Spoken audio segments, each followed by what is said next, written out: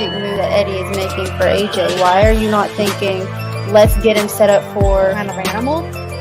If that was years and years and years ago. Like, Clarissa is a way different fighter from when she was back in. Thanks to those joining me live, and to those that will be joining me on our defenses that she's had to have recently. You know, she's pulled people. All right, what's going on, everybody? Welcome to another edition of the RoundTable about tribalism.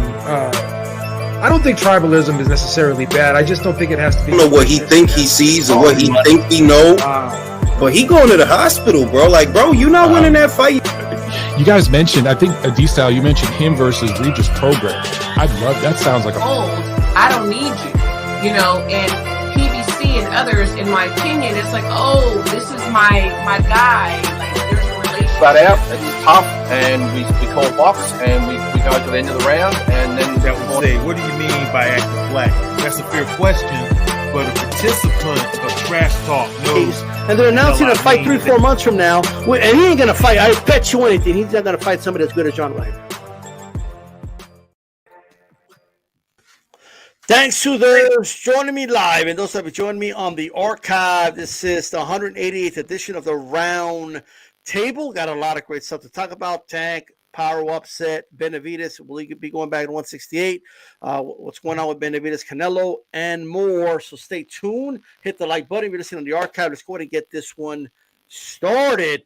First thing is first.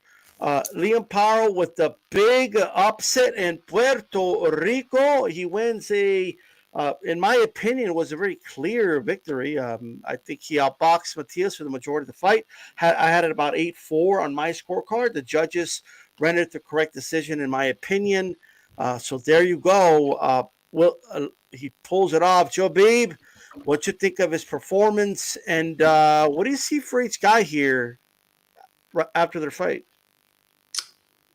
I thought it was a phenomenal performance. I was very, very surprised. I thought he would have his moments, but I thought at the end of the day, he would get caught in some up-close exchanges with Subriel Matias, and I thought Subriel Matias had too much firepower for him. But Paro held his own in the pocket. He didn't just move. When he did stand and fight, he got off first. He outworked Matias on the inside.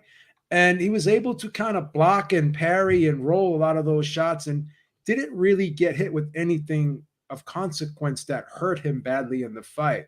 But you could see Matias was getting worn down by the body shots. Paro just took it to another level. He got his second gear, second win, kicked into second gear, and he just took the fight. I thought he won the fight, as you said, very clearly. I see some unification fights for Paro down the road. I would not be surprised to see him in there with the winner of Devin Haney versus Sandor Martin. And I know Prograis was talking about fighting Matias with the belt, but even without the belt, I still think it's a good fight for Prograis. Both guys coming off of a loss. Both guys need a fight to redeem themselves, right? So that could be the loser's bracket right there. You got Regis Prograis versus Subriel Matias. I think that's a good matchup. All right. Okay. Manny, it didn't go as expected. I know we talked last week about those homecoming fights. They could be very tricky. Do you think the pressure got to Matias? Do you think he got some butterflies or maybe it was too much? Or do you just think it was more power? Like, how did you see that fight?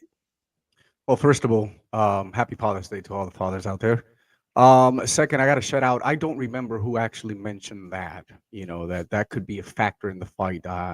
Someone in the panel said that. And obviously, Calix said that last week. Yeah. Calix. It wasn't that I didn't agree. It was just one of those things that we knew for a fact that, this was a moment for him. He's been waiting for this, even though he got interviewed and said, you know what, he prefers to fight outside his hometown, his backyard. It feels like it's a little less pressure, I would say. But I think it was more than just the pressure. I think it was when we talk about pressure, right? You feel like, those butterflies, you feel like you're at home, you feel like you need to perform. But I think the pressure we need to start talking about is the pressure that actually Liam Paro did throughout the fight to maintain the consistency of the only way that he can win this fight. And it was just that. He was very smart. He definitely showed his condition when we did see him trying to regroup and battle. Subriel started to get some momentum, pretty much late 5th, 6th, 7th, 8th round. This is where we thought that Subriel was going to start hammering that body. Liam took those punches well. And so at the end of the day, it was like, it wasn't, I put it like horse racing, right? The favorite horse, it's the one that typically kind of comes back. It saves the energy for the end. We know the power punching. We know everything that goes on with Subriel Matias. And so when you start the race, you always have the horse that always leads the pack, and it stays there, but usually gasses out. And so in minimum occasions, we see that this horse just continues to develop himself throughout the race and gain that additional confidence, and also maintains the rhythm to be able to finish and upset the favorite. And that's what happened. That's my comparison. And so even though we started to see Subriel coming in with so many good momentums, I think that he actually pulled back in some areas in where I thought that he was going to unload. But I think it was more about the way that Liam was very smart. He was able to at least, take chances and grab and stay in the pocket, exchange. He wasn't afraid of anything. And so Subriel took some times away from pinning him in the corner. And Liam just stood there at times, but he really maneuvered himself well, shifted away. He did what he had to do. 12 rounds. This is not 5, 6, 7, 8 rounds, guys. This is championship. This is 12. It's not how you start. It's how you end. You can start well. And this happens a lot with Tank. A lot of the Tank, opponents, they start well, and then guess what happens? The same thing that happens anywhere. But this is 12 rounds of boxing. Championship rounds, this is where we did see Liam really pushing strong and not allowing Subriel to really come back. Was it his condition? I don't know. Was it because he's got a lot of pressure in his hometown? I don't know. I do know for a fact that Liam was the much better guy inside the ring. Liam was the guy that took away completely Subriel's game plan. I just didn't see any plan B in Subriel. And these are some of the things that I talked in the past about. I am not a fan of, guys, I bite my nails. I'm not a fan of a boxer just taking so many hits to try to, wind someone down eventually throughout the fight. And this is the way that Subriel has always fought.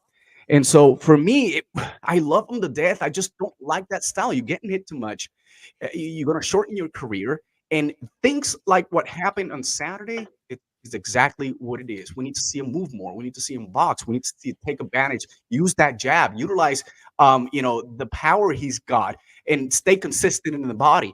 And we just didn't see that. We were waiting typically for, one punch that can really take Liam kind of out for a second, and this is where he starts gaining momentum.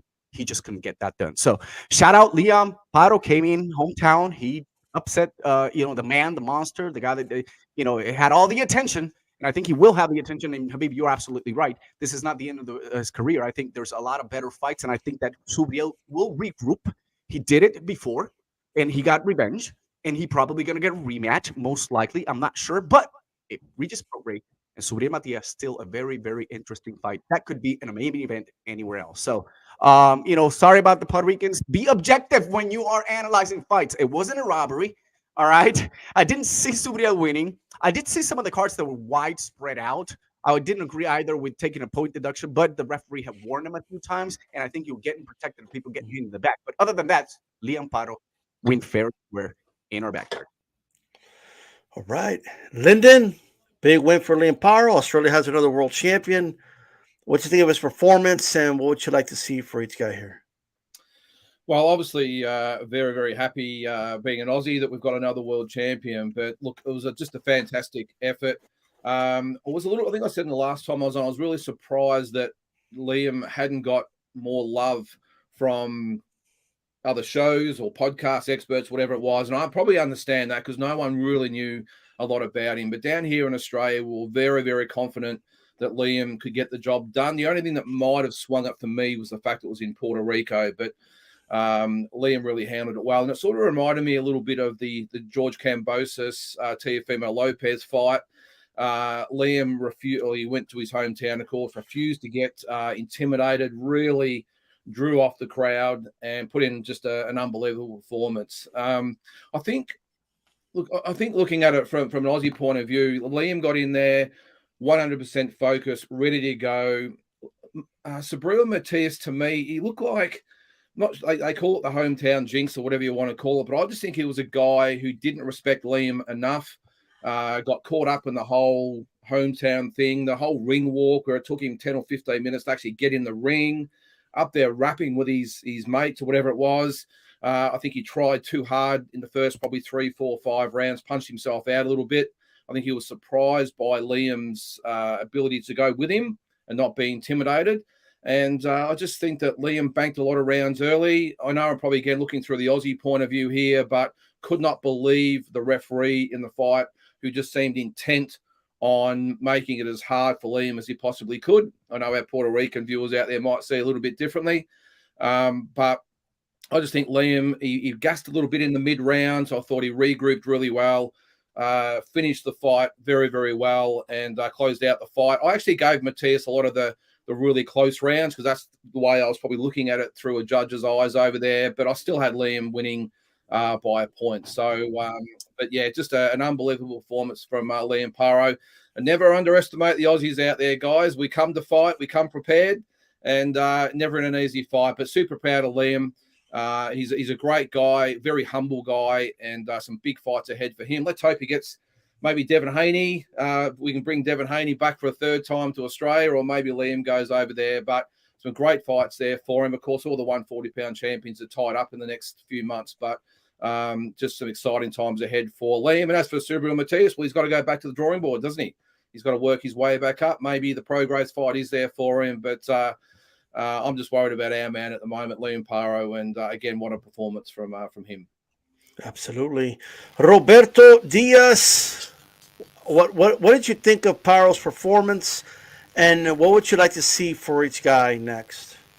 I'll be honest, I didn't watch it. Not because I didn't want to. I was in Vegas watching in attendance for the Tank fight and the Benavides. However, when I read, I did look at the lines, and I said, okay, I'm gonna go over because it was 7.5, and I said, I'll go over. But I was very, very, very shocked and surprised that Matias would lose the title at home in his homecoming. Props to Paro to take the, not make that a negotiation, knowing I have to go to Puerto Rico. I have to go, and if I'm supposed to win by 2 points, I better win by 5. So props to him getting the job done in Puerto Rico, spoiling the homecoming. I think it might have been, and again, I didn't see it, but I think we might be seeing a little bit of drinking your own Kool-Aid with Matias, and I'm the boogeyman. I'm beating everybody. You start believing it too much, and not that he overlooked, but I'm already looking at beating Haney and Teofimo and these other guys. He's just in the way right now, and that could have been what we saw.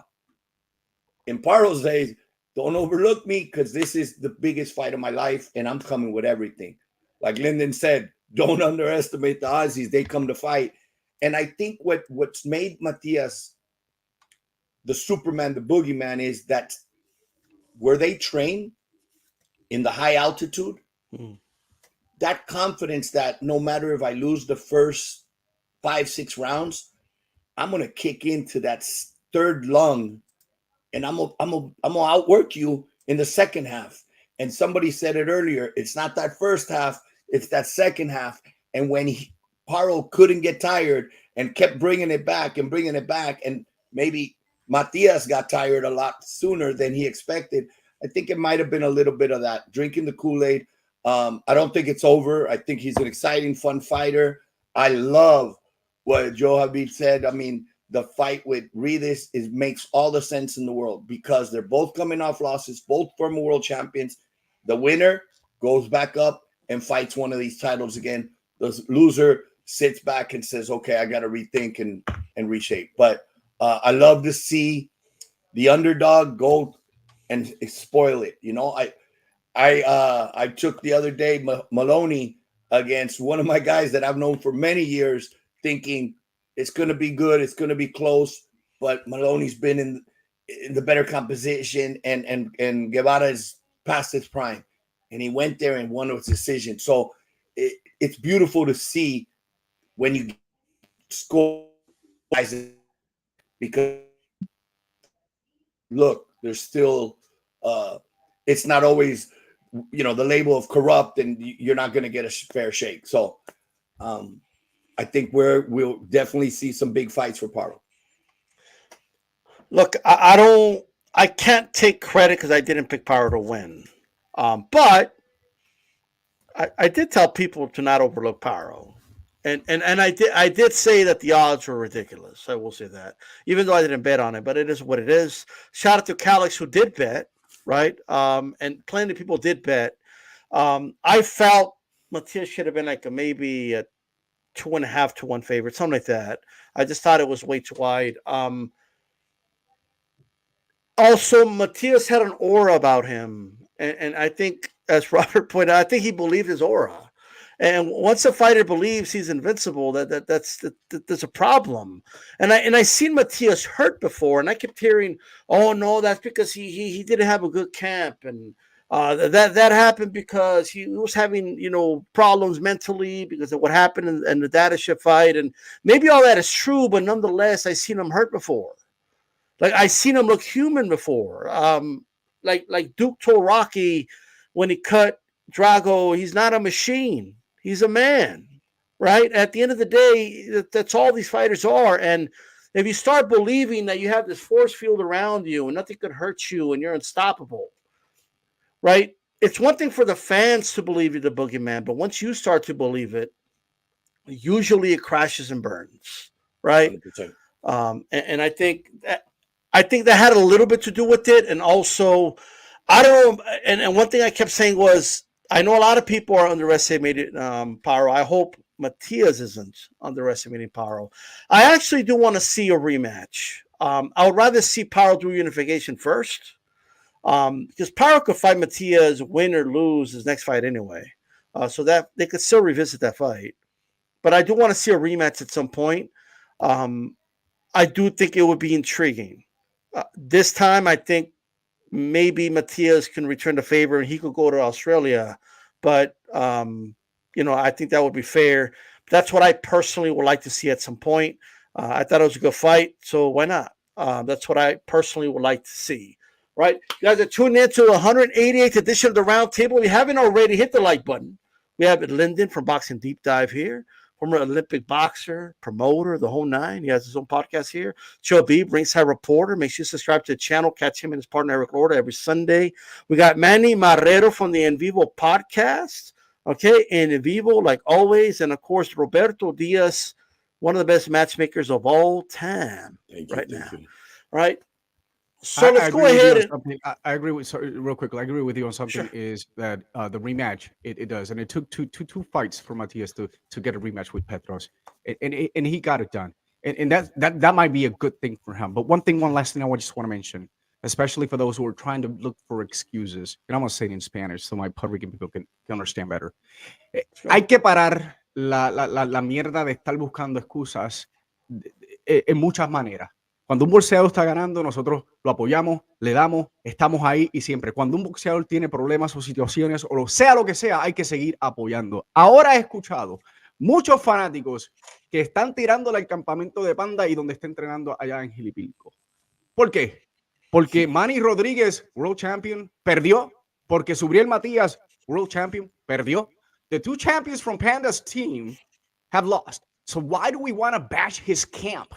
The altitude, everything. They gave the glory on that. So before we leave this subject, I just want to tell you guys, stop the freaking nonsense, right? You have great days. You have an off night. It's okay. You get up, recover, keep moving, and then you might come back and be stronger. And this is where Subriel Matias gets really strong and gets really confident when he's about to get that revenge. And I can't wait for that. Manny, I love that. And I appreciate that because we've talked about this in the past. That's the boxing fans. When everything's working, oh, great. When losing, I mean, you hear every fighter in boxing when he's asked, how was the camp? There's never such thing of the great, perfect camp. There's always something. It's human. We go through it in our lives, driving to work. There's a car accident, anything. We get sick with. Whether they never come up when the fighter wins, because why bring it up? You won. When the fighter loses, things happen. And for that, I haven't heard, because I haven't been on the listening around and everything. But I could see that as soon as somebody loses, they got to point fingers at the coach or where the camp is or the train. Everything gets blamed. Nah, you know what? It's part of boxing. You win some, you lose some. I love that you said that, because that's what makes fights good. If Matias is fighting just the bum of the month, then they'll start criticizing, pero no pelea con nadie. So you can't have it all way. Hey, you're fighting the top guys in the world of boxing. Guess what? Some of the times you're gonna lose. So I love that you said that, and that's where the fans just really gotta stay with your fighter, man. I'm still with the Niners. We haven't won a Super Bowl in years, but I'm still with them. That's what the fans got to understand. Yeah, I'm a Cowboy. I feel the same way. So, unfortunately, the Liam Paro victory over Subriel Matias was kind of overshadowed by the big pay-per-view event with Tank Davis, and Benavides was on that card. And speaking of Benavides, so he gets a win over Gvozdyk. I thought he looked good. People have their own opinions about it, but it was at 175 pounds. How do you like his chances against a Bivol or Beterbiev winner, assuming he sticks around? And do you think maybe the Canelo fight is next anyway? Do you think he'll end up going back to 168 either way? Let's start with you, Lyndon. What are your thoughts of Benavides at 175? And what do you think about him potentially fighting Canelo next? Yeah, it's an interesting one. I didn't actually watch the fight in full. I've just seen the highlights since, because I was covering the Paro Matias fight. But he looked a little bit sluggish. Apparently did have some injury concerns leading into the fight and some other preparation issues. But I think he actually looked quite comfortable at the weight. It's his first fight there, so maybe it's going to take him a couple of fights to really grow into his body, as they say. But look, I think let's just get past the Beterbiev and Bivol fight first. Let's hope it just happens, and I'm sure it will. But I think that's the next fight for him. I'm still a little bit doubtful the Canelo fight happens, and I don't know why. I just call it a gut feeling. I've just got a feeling that one way or another that fight's just not going to happen. And even though David did say after the fight that he could still make 168 comfortably, I sort of doubt that. And if you've been a fighter and you go up that amount of weight, was it 7 or 8 pounds, to come back, it's not that easy, especially when you do struggle to make the weights that he apparently does. So, look, I hope we get the Canelo fight, but I've just got a feeling that I'm not quite sure if there's been any rumors who Canelo is fighting in September. I'm assuming it's going to be Belunga or one of those types of guys. But I don't know. I just don't see the fight happening. I'm hoping that it's David and the winner of Beterbiev and Bivol, and that's good enough for me. I'm not one of the ones that are really banging the fist on the table for Canelo versus Benavides. I would much prefer Benavides to fight the winner of Beterbiev and Bivol, or the B's in there. And Canelo maybe just do over the next sort of year or two, just take those fights and sail off into the sunset. So I hope we do. But I think for me, David stays at 175 and targets Bivol and Beterbiev if we can get that out, rather than the Canelo fight down the track. So let me ask you, Lyndon, how do you like his chances versus each guy with Bivol and with Beterbiev? Well, it depends on which one he fights. I think he's probably got a better chance at maybe someone like probably Bivol, because Bivol, he can punch, but he's not a big puncher, if that makes sense. Whereas Beterbiev, in the way Benavides fights, he likes to stand in front of you. I don't think his defense is overly great. He likes to stand there and get you out of there. I think that's almost suicide if you try and do that against someone like Beterbiev, who's a big, solid 175-pound puncher. So I think if Bivol wins, I would think that Benavides would have a better chance against him rather than Beterbiev. I've spelled all those B's out correctly. All right. So I wanted to ask, just to have an excuse for you to keep having to say Beterbiev, but well, I'll leave it at that. So, Joe, I mean, look, after this performance, how do you like David at 175? How do he look to you? Do you like his chances against a Bivol or Beterbiev? And do you think he's going to stay at 175 or go to 168? I think he looked okay, but he didn't look dynamic like we're used to seeing him. I thought he won nine of the 12 rounds, but he did fade a little bit down the stretch. Gvozdyk had some good moments with his jab and spots, but David's pressure, as I believed and predicted before the fight, would be the story of the day. He was throwing good body shots as well, and he was just outworking Gvozdyk. And I'm going to be honest, a lot of people do criticize David's defense, but I don't really think he got hit a lot in this fight. I just don't. With the exception of a jab here and there, I didn't think he really took anything solid. I just don't think Gvozdyk landed at a high rate in this fight at all. But I thought David was landing at a pretty significant rate. I agree with Lyndon 110%. I do think that Benavides matches up much better against Bivol. They actually sparred before. I think Bivol is a very talented fighter. I'm not saying it would be an easy fight for David, but I think it would be a more suitable style matchup for him, as Lyndon also said, because Bivol is more of a counterpuncher, but he kind of likes space a little bit. He's not a guy that likes to sit in the pocket and exchange with you. He's not an inside fighter. He's more of an out to mid-range guy. He's not a guy that likes to grind it out up close and get in the phone booth with you. Beterbiev is the exact opposite. And I think Beterbiev is very underrated in his boxing ability. And I talked about this before. He's just very deceptive. He's able to really throw short, crisp, efficient shots. He punches with his opponent. He's got that telephone pull of a jab where when he throws it, he actually knocks the opponent off balance, and he just kind of slides in there so sneakily. Like he just, like I said before, he creeps up on guys. Like before you know it, he's in your chest, and you're saying to yourself, how did he get here so quick? He's not doesn't appear to be the fastest guy in the world, but for whatever reason, he just knows how to sneak up on you, and he punches with his opponents on the inside and kind of gets inside their shots. And even when you have the guard up, this guy is just so heavy-handed that he actually can force his way through the guard, right? So I think David would have a ton of problems with Beterbiev, but I think Bivol is, like I said, a more suitable matchup. But I do think the Canelo fight is going to happen next. I actually feel very confident about that. I think Canelo is going to see this performance, and he's going to say, well, I'm not really that impressed with this guy.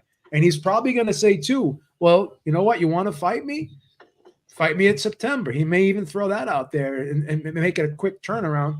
And knowing that he just fought at 175, now he's got to come down to 168, and I'm going to squeeze this guy for everything I can. And if he wants to fight, he's been talking a lot.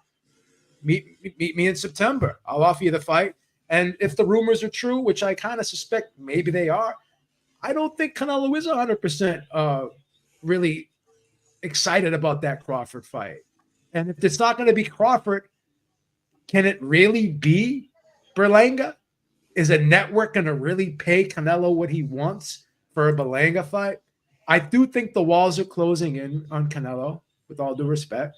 And I think the public's been calling for this fight for a long time. A lot of Main Street people are calling for this fight. Stephen A. Smith, him being one of them, Shannon Sharp. A lot of people have been calling for this fight, right? So I do think that this is going to be the fight next, and I do think he will go down to 168. The interesting question will be, will that drop right back down from 175 to 168? How will that affect him? Because we saw with the Roy Jones situation, when he went from heavyweight back down to light heavyweight, kind of shocked his system a little bit. Canelo's probably looking at this, and obviously this is a little bit different, but I just think this is going to be an interesting fight, and I do think Canelo will put the offer out there to fight for David Benavides. The question is, will David take it if Canelo decides to want to have it in a short period of time, which is September? Roberto, how do you look at 175? How do you think he fares up there with those Russians? And do you think he's going to stay there, or you think he goes back down? He is going to go back down to 168, like he said. I congratulate him for going up to a division that you could see is not his. I mean, even though he's a big guy and he went in there, he looked like the much smaller guy, even inside on fight night. He did great. I thought he won. Yes, he got stout. Yes, he didn't look like that big. I mean, look, with the amount of punches, especially to the body at 168, he would have stopped an opponent. He would have knocked them out. But now he's playing with the bigger boys, and I mean, even though he landed a lot of shots, even early on, I saw, both sides red and everything. I said, oh, he better make. I picked David on points, and I said he better make it because it doesn't look like it.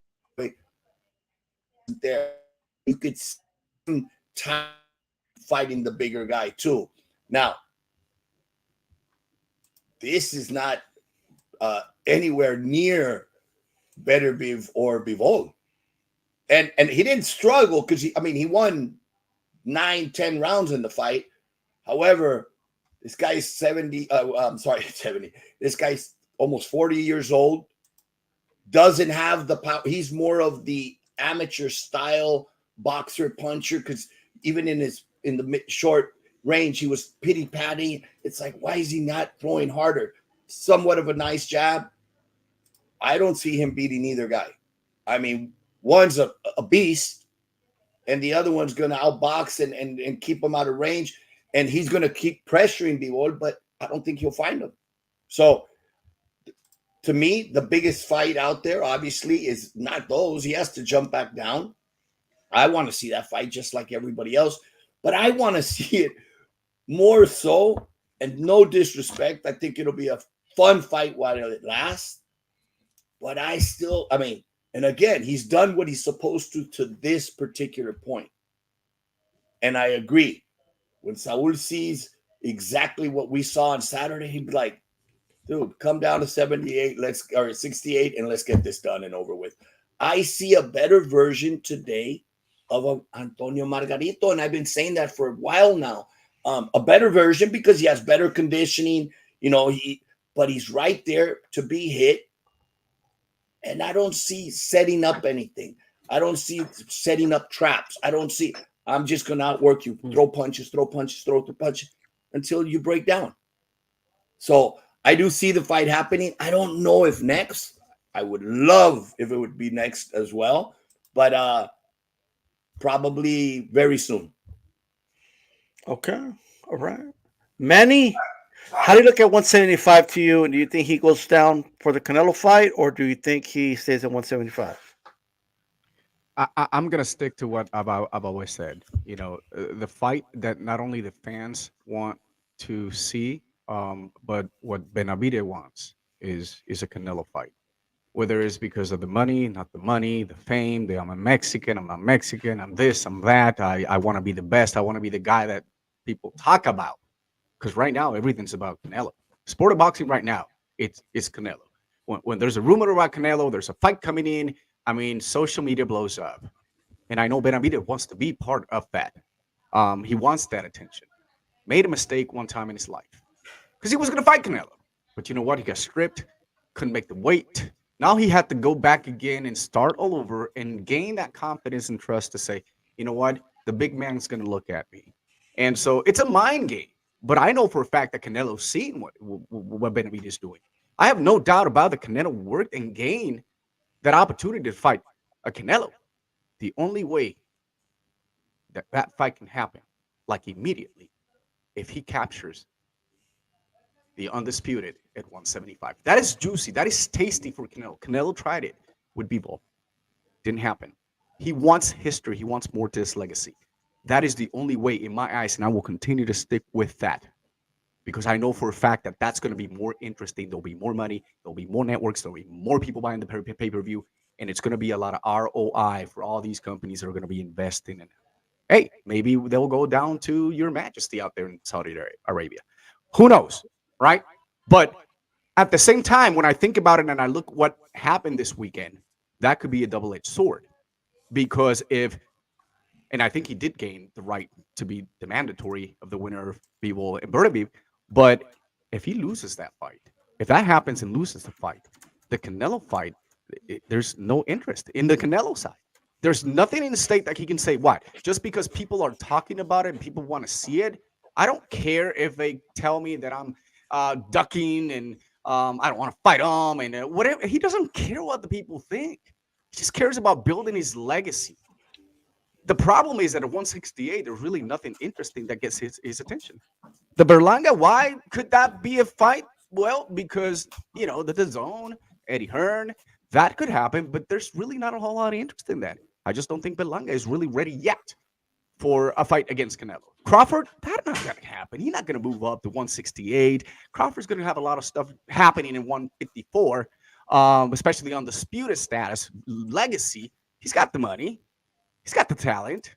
Doesn't, he doesn't have a lot of time left, but I think he's got a lot of stuff in his hands. So the only thing that really kind of makes sense is the Benavides fight. But that's going to be too soon right now in September. So even though a lot of people were talking about, well, Benavides looked slow, he was like tired the 8, 9, 10 round. Yes, he was. Just keep him guy. You said it perfect. These guys at 175, it's a whole different story. I'm not going to say because he ballooned up after the fight. I don't know how much he waited at night, fight night. But Benavides is accustomed to doing that even in 168. So there's no difference to that. The difference is how the punches were able to be very effective to hurt the opponent. And that just didn't happen. Alexander took a lot. And this is a guy that was considered, the beast at 175 before he lost to Beterbiev. All right? Laid off, okay, came back, 3 fights in 2023, ready to go back again. I think it was a perfect matchup introducing Benavides into the 175 to continue the path to say, listen, Canelo, I'm going to get your attention. What are his chances against Bivol and Beterbiev? I might see a better chance with Beterbiev than Bivol. Yeah, Bivol's too strong. He's too tall. He can probably keep Beterbiev at a distance and kind of take him away from his power punching.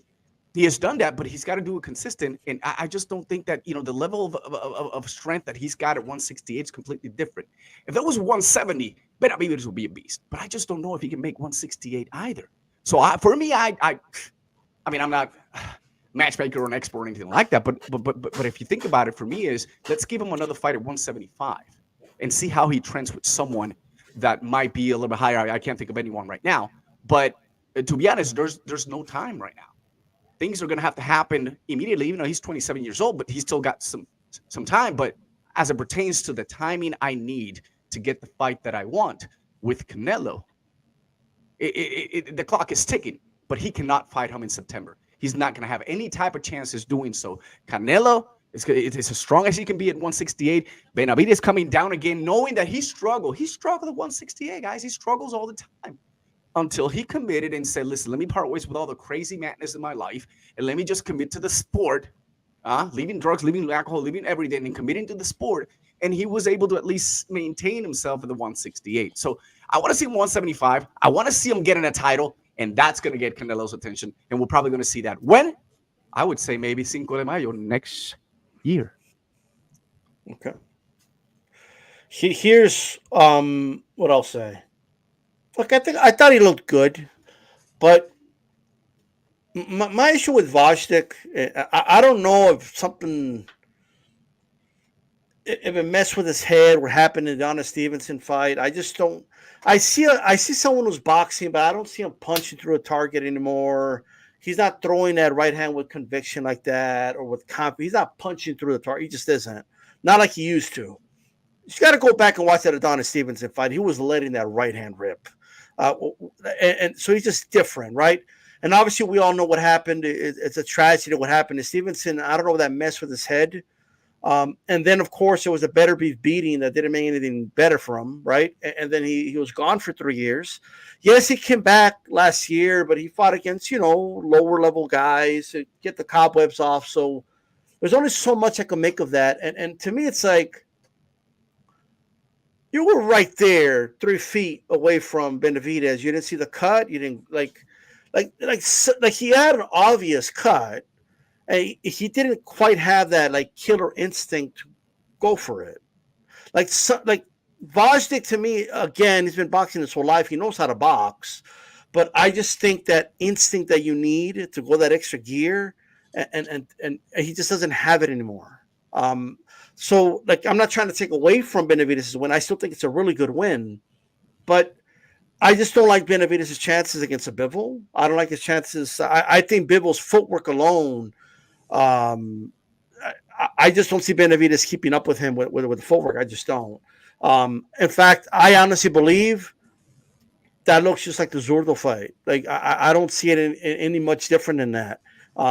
Also, I think Beterbiev will hurt Benavides because some of the shots that were landed by by Gvozdyk. If that was Beterbiev, I mean, you are in trouble, right?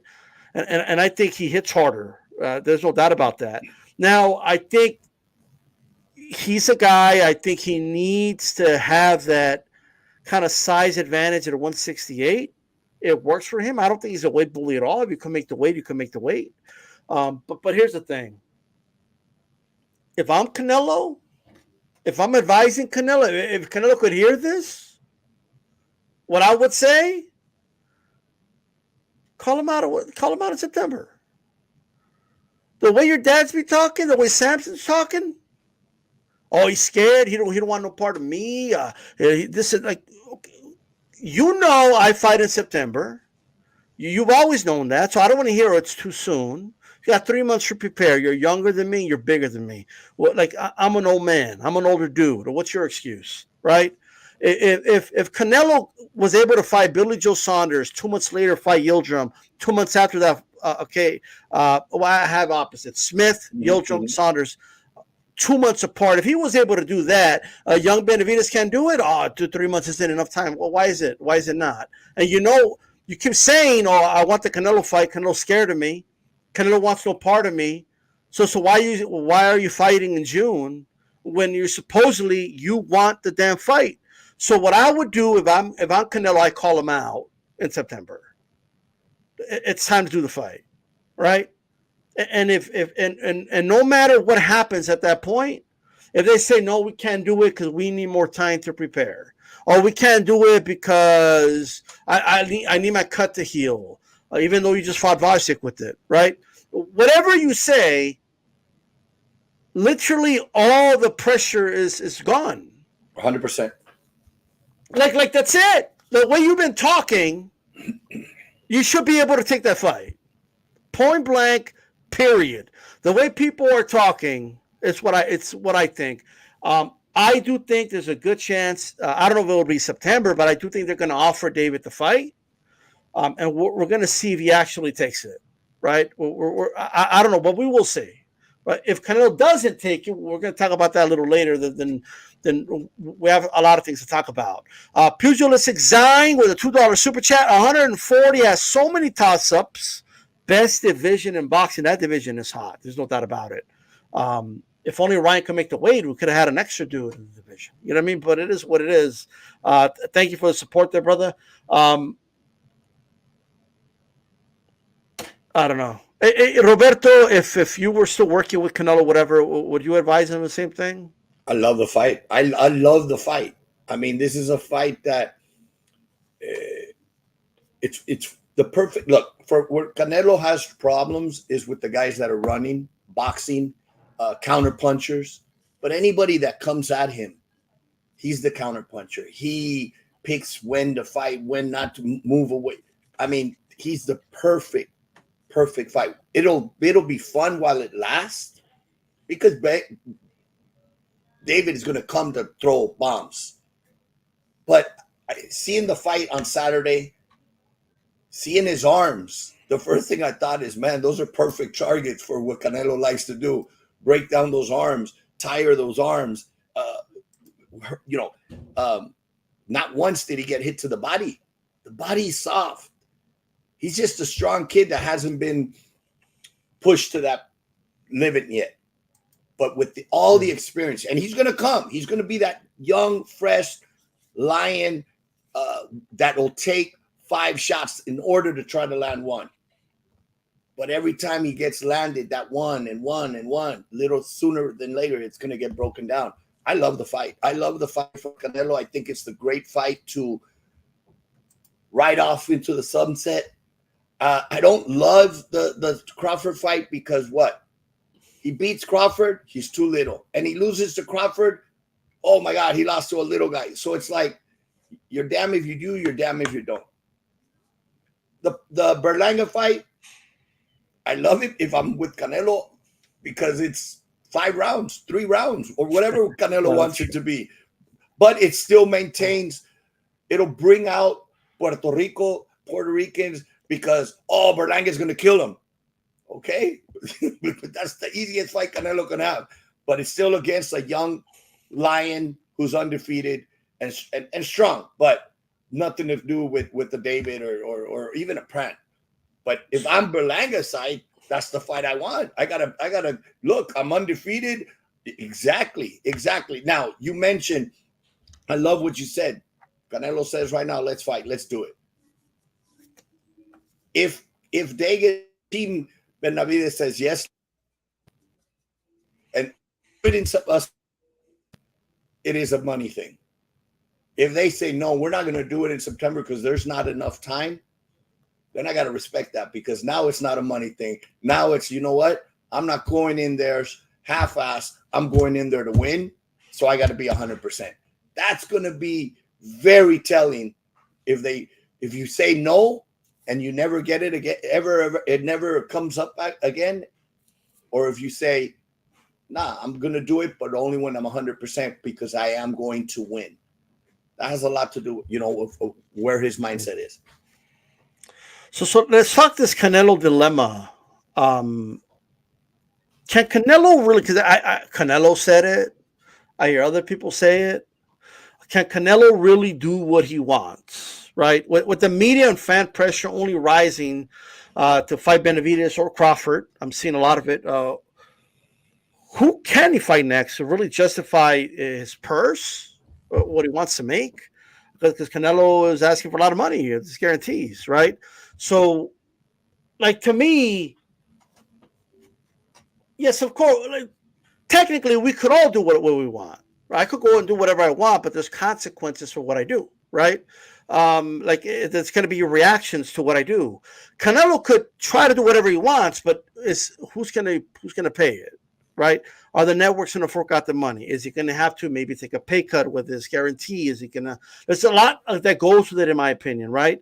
But if it's not Benavides and it's not Crawford, who can he fight next to really justify his purse and to satisfy maybe the public, the press, etc.? Many, is there anybody he could fight outside of those two, in your opinion? It has to be the Berlanga or David Morrell. That's it. That's the only interesting fights that he may have, especially at 168. And David Morrell, what he's a mandatory WBA, or he's a what is it? He's regular champion. He's the interim, which Reggie would have been the mandatory. However, Berlanga was named the mandatory. The WBO. It's I don't want to say it's a tune-up. I just don't think Berlanga right now is ready boxing skills wise to match against Canelo. He may have the power. He just doesn't have the concentration mentality and the experience that Canelo has. And that's going to be the big difference here. But other than those two, I don't see anyone else. Right? And I still feel that Canelo does what he wants to do. And what he wants the rematch against Bivol. He's not going to rest in peace. He's not going to retire until he gets that opportunity. So here's the thing, right? Bivol beats Beterbiev. He's undisputed. Benavides is going to be a step aside because I'm going for my rematch and I'm going for the undisputed status. You know what I mean? So I don't know. I mean, swoop in and take his fight is what you're saying. Slightly, is Benavides' chances for me are just deteriorating. Especially right now that the Bivol fight was pushed back, so that messes up all the plans, right? Okay. So Canelo's going to fight in September. He's not going to fight again until May of next year. Fans are going to be eager to watch that fight, but the only way that he's going to get the attention. So I say Berlanga or for me right now, it has to be Berlanga. Okay. I don't want it. I don't care for it, to be honest, being Puerto Rican, and I am a kind of sort of fan of Berlanga, but I just don't think right now this is the right time for him. He needs to fight Caleb Plant. He needs to fight other boxers, as I talked about before, that were champions that fought Canelo. They fought him well, and let's see how you match with them. But if it happens, that's the only choice that I see right now, other than Benavides. Okay. Lyndon, if it's not Benavides or Crawford, what do you? How do you feel about this Canelo situation here? Well, I think he definitely can sort of do what he wants, can't he? I mean, it's whether we like it or not, that's just the fact. It's Canelo. He's the face of boxing of this generation. It's an interesting one, isn't it? Because I think it's pretty clear that he doesn't really want the Benavides fight.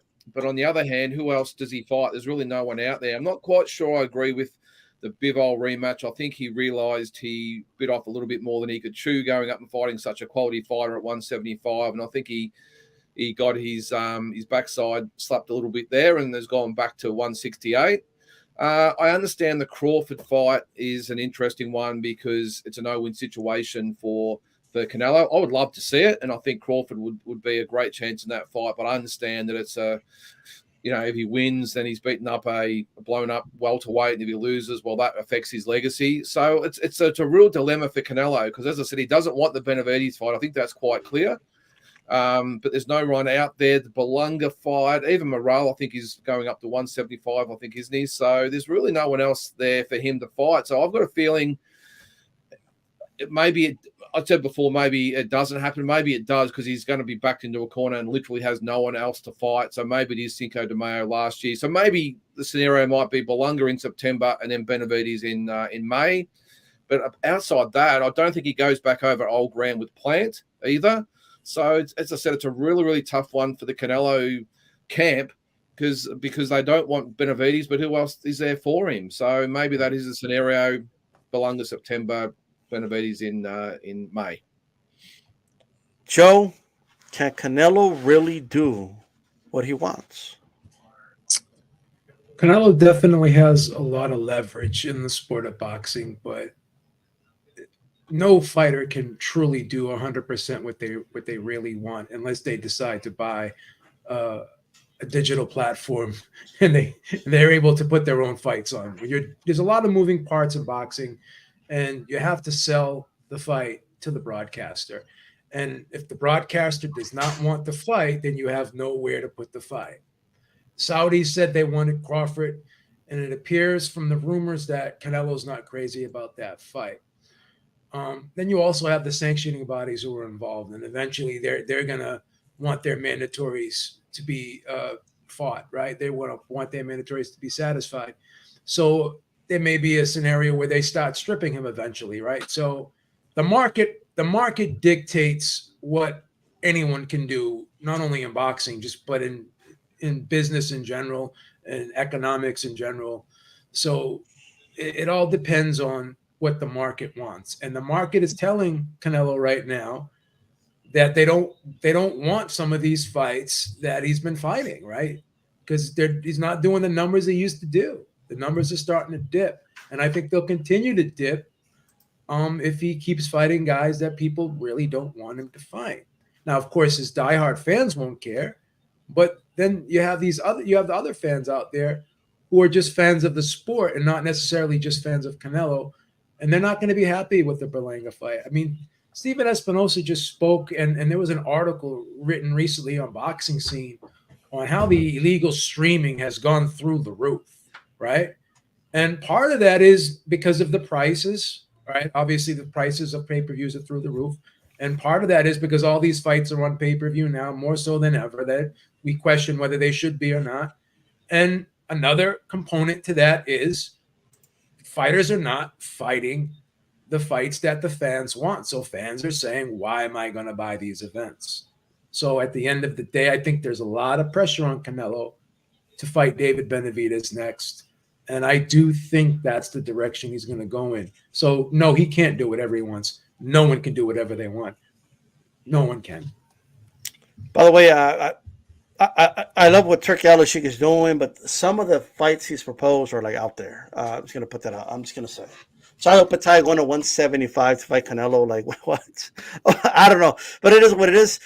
Roberto, well, I know you touched on it a little bit already, but if you want to kind of expand on it. So you're for you, it's like a Berlanga fight. Like that'll be something you like to see?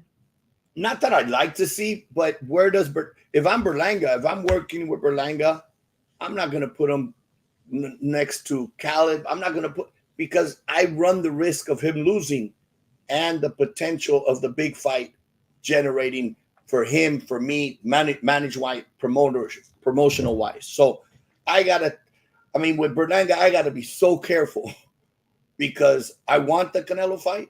So I don't want nothing to mess that up. So I think he'll be waiting to be announced. hoping to be announced because that's the payday. That could even be his retirement if he continues, or probably doesn't even continue boxing after that. I mean, that's just my theory on Berlanga. Props to them if they get it. Props. Hey, you got to this far. Now you got to protect yourself to make sure you don't even get a cold. With Canelo, look, I've thought for a while now, you know, you guys touched it on it a little while ago. Manny did. Legacy has always been important for him. But you've done it. That resume that he has is unmatched at this particular time in boxing. I would give up all the belts. And I know the sanction bodies are going to hate me for saying it. But look what happened. He just put all the belts together. And now they're going to start stripping because you're not fighting the IBF mandatory. You're not going to fight this mandatory. You can't fight them all. You got to pick one. Right now, the one that's in line, his name's Berlanga. Now, if that's an easy fight for him, even more so than the fight with Munguia, you're preparing your body for what could be that war with the big guy, with the monster. And you're just getting ready. You know, I think there was the perception that Munguia was going to make a war. It wasn't. Now you go into this next one that's definitely not a war. And now you have, like, you fine-tune the machine to get ready for what could eventually be the war. I do think we're going to see the fight. And the reason is he hasn't showed us in any other time in his life to abduct anybody. I think he's upset that in the past, he won't fight Cotto, he won't fight Triple G, he won't fight this guy. So it's always somebody new. He's letting the people feel like he's definitely not going to fight him, to then come and say, guess what? I'm going to fight him. So Roberto, like, what if, let's say, okay, Berlanga, because obviously he's got that spot with the WBA, and let's say it becomes a mandatory, right? Or he is, but let's say they enforce it or whatnot. That's one thing. But what if PBC or the Zone or Matchroom, anybody, that they're not willing to pick Canelo like the guarantee he wants for that fight? Like, would he be willing, like, in your opinion? I mean, nobody can speak for Canelo, but sure. Do you think he'll take a pay cut of some sort? I mean, personally, if it's with Berlanga, I take the pay cut, but not me personally. If I'm him, right, I take the pay cut. But I don't think in that particular, the promoter there would be Matchroom, the Zone. They know his numbers based on the opponents. Matchroom's probably going to come very aggressive to get the fight for their guy, hoping that nobody else gets involved and tries to their fight. I think we'll see that fight. I really do. Okay. Now, Manny, I know you had told me prior, because you got some prior engagements you got to go to right now, but one more question for you, brother, before you go. That's the next topic here. Tank Davis, he defeated Frank Martin by KO in the 8th. What are some fights that you'd like to see next from Tank here at this point? I mean, I honestly, I know that Ryan is campaigning. He's been campaigning again. He wants that rematch. But I want to see him fight some champions, especially 140. You know, why not the Devin Haney fight? Why not the Pitbull Cruz rematch? That will be a good one. I know he has no interest at all whatsoever on that fight. Why we? If you know you got beat on that fight, right? And so Tank is Tank, and he's become, you know, very popular, famous. You know, we can already break down his fights. He's going to lose the first 6, 7, 8 rounds until boom. He has the ability to do that. And Frank Martin was fighting a great fight. He's just he did like everyone else, Leo. He did like, you know, Mario. He did like Brawley. It's just, you made a mistake, and you cannot make a simple mistake with Tank Davis. And he's a showman. He brings a lot of artists to the arenas. He packs them up. There is a lot of money involved. So we want to see him in the biggest fights right now. And so at 135, I just don't think right now he has anything in there other than Lomachenko, which we know for a fact there's a lot of rumors about that. It's getting a lot of interest. And you know what I mean? That could be a pretty decent fight. it could be a really good pay-per-view. Although Lomachenko rarely fights in pay-per-views, but that could be another great, huge fight. But what people really want to see is they want to go ahead back and see that rematch. Ryan Garcia, or maybe come back with Pitbull Cruz. Two of those fights, I love to see them. And who knows? But Tank's becoming a guy that he's going to fight whoever he wants to fight and bring the most money, and an opportunity for him to have the best chance. And he's done it over and over and over. So I have to give it up to him. I used to give him a lot of shit. I don't anymore. I enjoy it. I was flipping back and forth from the Liam Paro fight back into I think I started watching it like on the third round, something like that. But I did review it afterwards, and so Tank is Tank. And so why not getting the guy that's in the moment right now in the biggest stages?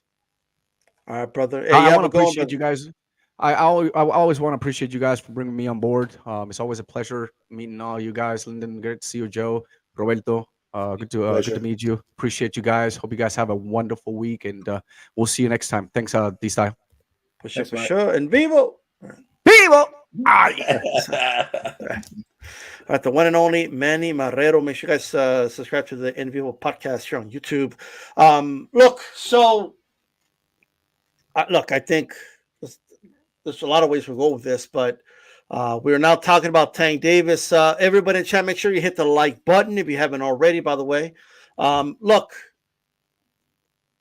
me, and I know we got Ashy in the building. Well, I'll get him on a little bit. I think his camera's trying to sort it out. But Roberto, what you think of Tank's performance, and what would you like to see next from him at this point? So I believe now he's arrived. Yes, he won world titles, then he won a different division, another division, then he became a couple of pay-per-view fights but now he's arrived. I think the kid's a superstar now.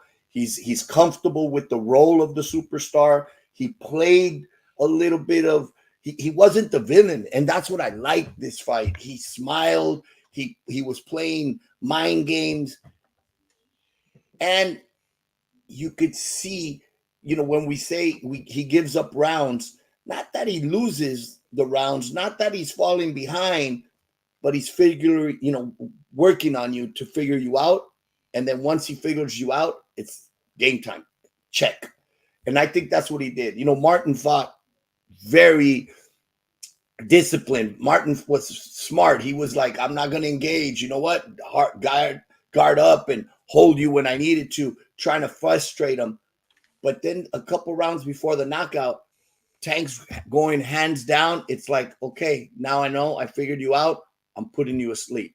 And the kid has it. He has so many ways to go. Him and Shakur, I see Tank. Where before it was like, no way. Now I see Tank. Now I see it coming of age. Loma, tremendous fighter. I love Loma. But now at the point where his age, his size, everything favors Tank. However, going to 140, I love to put Pitbull Cruz fight again, because it was Pitbull's gotten a little fan base that they love him. They're hardcore with him, but he beats them this much easier. And look, I like Pitbull, but Tank's that guy. Him and Teal, him and Haney, him and Ryan again. Tank, you have to favor Tank in all the fights. Okay. All right. Shabib, what you think of Tank's performance, and what would you like to see next from him at this point? I think the Loma fight's going to happen next. I really do believe that. And I thought Tank looked really good in the fight. I thought he did what he wanted to do. Like I said before, he lulls his opponents into a false insecurity, lets them come to him, and all the while he's setting traps. Now, that trap could be set in the first round, but it doesn't you don't fall victim to it until maybe the third round. So the trap has already been laid once the fight starts, but you don't get snapped and caught into it until maybe 3 or 4 rounds down the road. I believe Tank at his interview and at the post-fight press conference when he He said, bring them all on. That's the first time he's ever done that. Before he's been very evasive with the questions on who he wants next. But they asked him about Loma, and he said, yeah, do it next. Shakur, yeah, that's going to happen. So I felt confident, and I actually believed him when he said he's going to fight those guys next. I believe him. I think he realizes that, you know, there's no one else. I mean, once you run the pool table and there's only a couple balls left, you got to sink those balls to win the game. It's that simple. Okay. And there's about 2 or 3 balls left on the table, and I think he's going to sink those balls, or at least attempt to anyways. No, I agree. Shout out to Ashi. Can you hear me, brother? Loud and clear, man. Can y'all hear me? Yes. Perfect. What's going on, man? Joe, look out, man. How's it going? What's going on, my man? Good, man. Nice to see you, man. Likewise, man. That's right, like old times. Shout out to Ashy Knuckles, man. Thanks for coming on, brother. Well, we're talking about Tank Davis. What you think of his performance against Martin, and what would you like to see next from Tank? Well, I didn't think it would go the way that it went. I didn't call for a knockout or anything like that because, you know, it's the fight game, man. The fight's going to play out the way it does. You can never fully measure the heart of somebody when they're fighting for the first world title and what they're willing to leave in the ring in order to attain that. I mean, that's what these guys get in the sport for. They don't get in the sport to be fearful of a guy who's a pay-per-view attraction or who's known as a thunderous puncher. You get into the sport of boxing to be champion. And this was Frank Martin's first attempt at a world title.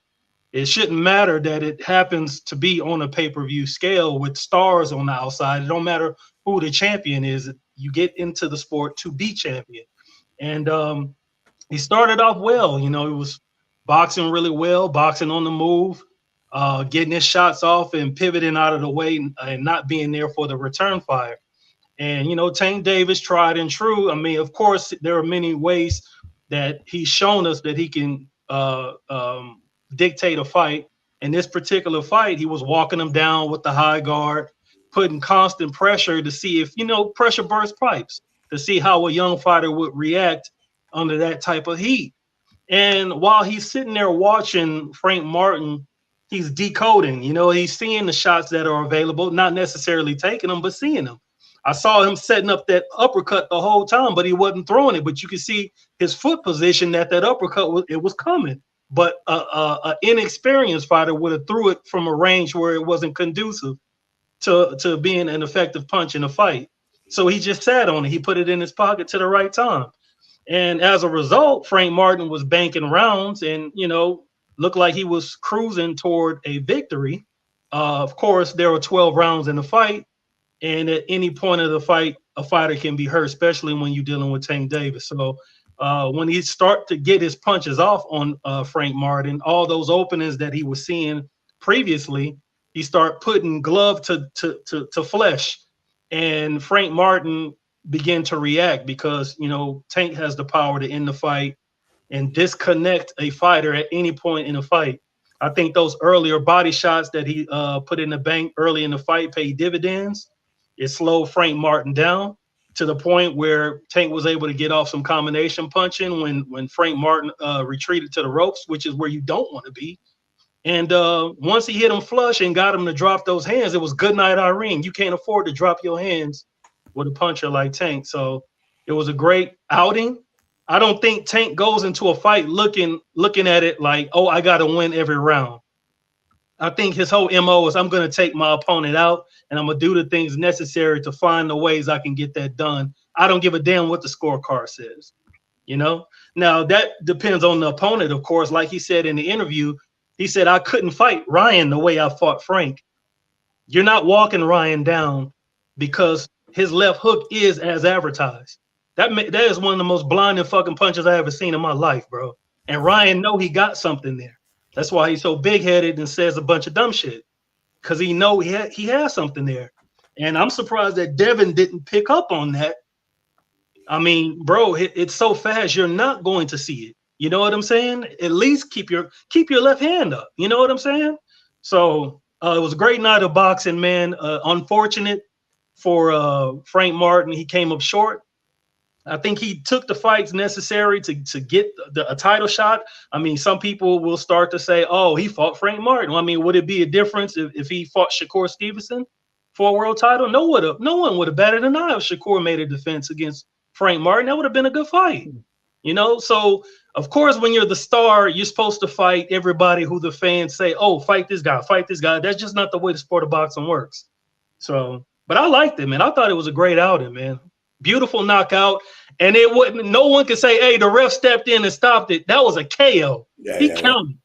You know what I'm saying? He counted. So, yeah. And I want to see him fight Lomachenko next or Shakur. Tank knew he was out, too. That's why he went to go celebrate. Like, man. Yeah. You saw that. Yeah. Yeah, he knew. This fighter's no sense. Is that when Canelo went back to his corner after he knew it was over for Billy Joe? And also trying to give him instructions, like his eyes fucked up. It's over. Yeah, it's over. You didn't get the memo. Yeah. Like it's like that I saw his eye, it's done.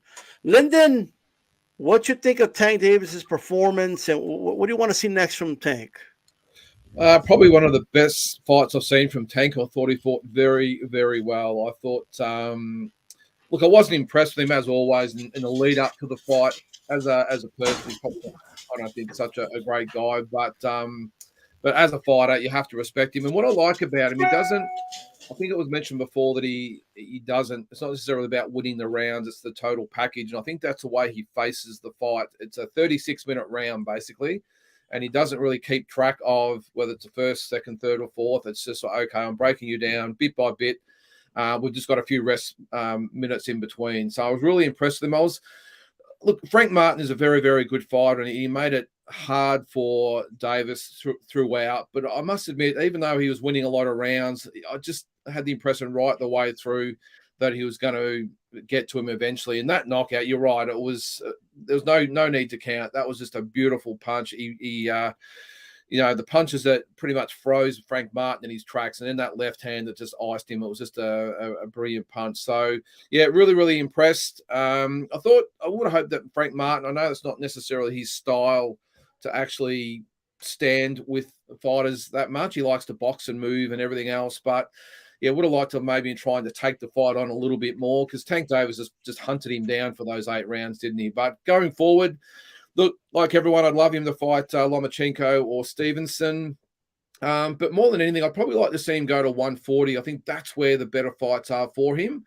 I think Lomachenko at 135 is as good as he looked against Kambosos. I think he might be just over that hill, and I think Davis might be the first one to maybe stop Loma.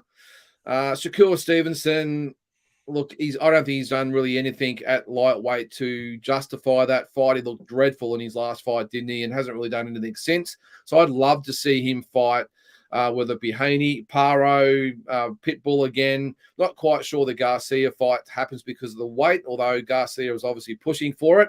And who knows, Garcia's next fight might be with Caleb Plant the way they finished off the other.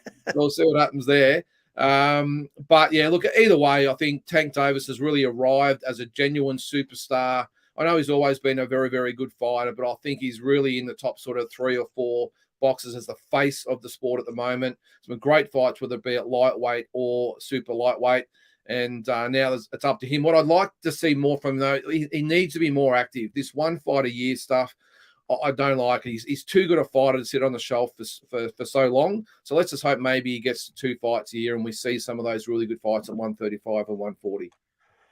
I'll tell you, and one thing I'm hearing a lot, not just on this panel, I've just been hearing it a lot was, hey, Tank, he's finally calling these guys out. He's saying, hey, I'll fight anybody, anytime, anywhere. I'll bring him on.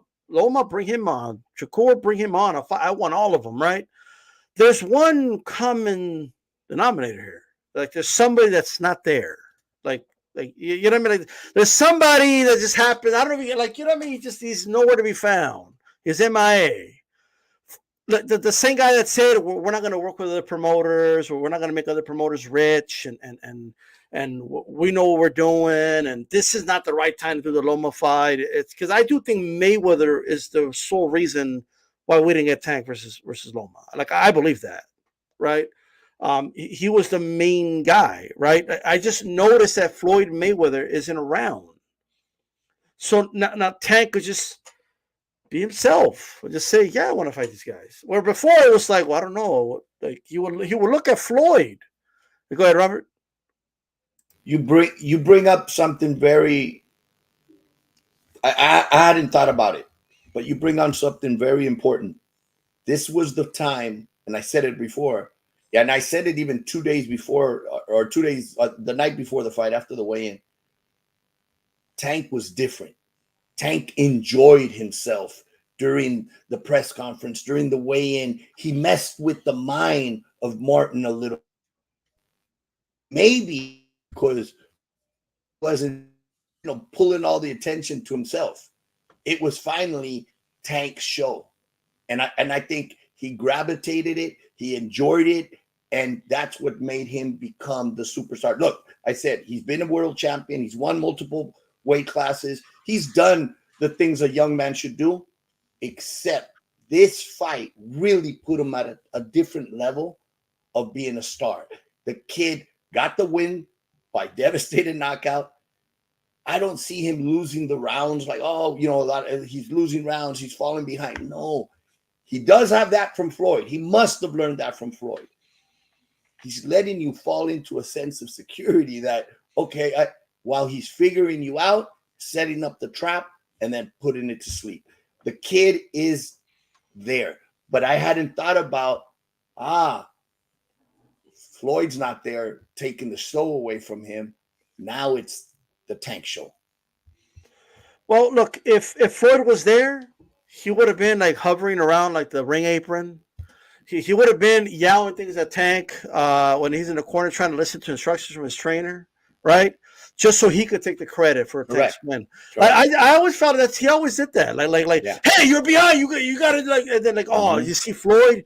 He told Tank what to do, and that's why Tank won. Like he don't need Floyd, bro. Mm-hmm. But if Floyd was there, he would have been yelling some stuff at Tank, and then try to take credit for the win or something. He would have done it. It's my opinion. But yeah. But I'm just glad that florida's not just hovering around. It's just there. Like what are you doing, bro? You know what I mean? I never liked it. And then in the post-fight press conferences, Floyd would just take over the press conference from his fighters. He did it to what's that new kid he's got now? Moden, is that his name? Kermel. Like he just took him out of the podium, and then he started talking about how he's the greatest of all time. Like what? What are you doing? Yeah. This is the kid's debut, bro. Like what? Like this is the time for you to talk about you're the best ever, bro. Right? So I don't know if you guys ever saw it. The interviewer asked Kermel, "How does it feel having one of the greatest of all time as your promoter?" And so Floyd just had to intervene and correct the reporter to make him say he's the greatest of all time. Floyd, what are you doing, brother?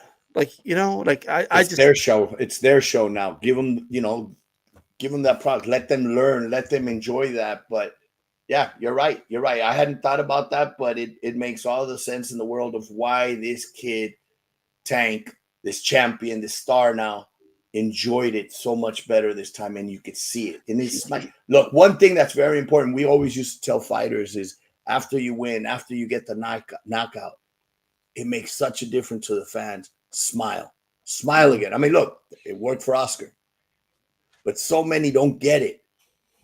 And that day, all you saw was smile. Even before the fight, when he was walking out with Ghostbuster, I mean, that was like boom. That really nailed it. And he came out smiling, enjoying it.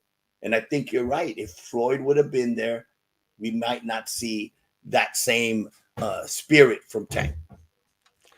Well, Floyd's not there. He's not turning around and look at him. Every time they would ask Tank a question, and here comes Floyd. I just anyway. But it is what it is. I want to see. I might be the minority in this, but I want to see the Isaac Cruz rematch. And I keep hearing he took Isaac Cruz lightly. Bullshit. How about that? I don't believe it.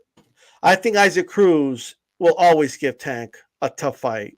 I think it's a style because Tank hit him with everything, and Cruz's knees never even buckled. He just kept coming, right? He's a stocky guy. He's shorter than Tank. I think Tank has a little bit of problem when he's not the shorter guy, right? He's got no neck. Like, how do you knock out a dude? He's got a big head. It's hard to knock him out. He's compact. I think his defense is underrated. High guard. He was catching the uppercuts of Tank. Tank was trying to land that uppercut. He couldn't land it. And I honestly believe, I thought that was a 7-5 fight either way. I thought it was a close fight. I think Isaac Cruz is underrated. I think he gets a lot of. I think Isaac Cruz gets a lot of hate, and it's kind of attached to Tank, right? Because there's like this kind of perception: oh, Tank fights all the guys that aren't good, so like he's kind of attached to that. But I don't know. I think Isaac Cruz is the real deal, and that's a rematch I want to see. And there's some other fights I wouldn't mind. I like a lot of them at 140, quite frankly. And he fought Mario Barrios at 140, so I'm sure he could fight at 140. I mean, he picks up another title. He picks up another title going in there. And now, like I said, I was at Isaac Cruz's last fight, and I was shocked. I was shocked at how much the Mexican fans have really gravitated towards him. I mean, that place got loud after he won. So now's the perfect time to do the rematch. It looks great for Tank. He goes up in weight, wins another title again at 140. But this time I do see a much, much more clear, which is going to be good for Tank. He comes back, whether by knockout or landslide decision, but it'll be a fight because they'll both bring in their fans, and that place will be rocking. Now, some impromptu news that happened, if you guys want to give your thoughts on it, I'll go around really quick. Richard Schaefer. So Alderby's out. Richard Schaefer's in for Mayweather. Mayweather Promotions as a promotional company has not had a card since, I believe, like late 2022. Like, they're not really operating as a promotional company right now like that. Some of their fighters are kind of shelved, or they're being put on other cards, PPC cards. Does this mean, Roberto, you worked with Rich Schaefer in the past? What do you think of this move with Ellerby out, Schaefer in? What do you make of it? I wish Ellerby all the best. I think he's going to move on with Tank doing big things, and he knows what he's doing. I see this as, yes, I was shocked. I was like, whoa, where did this come from out of left field? But if there's somebody that can take that promotional company, and when I heard it's going to LA, that seemed like, okay, I know where that's going. It's going to be good.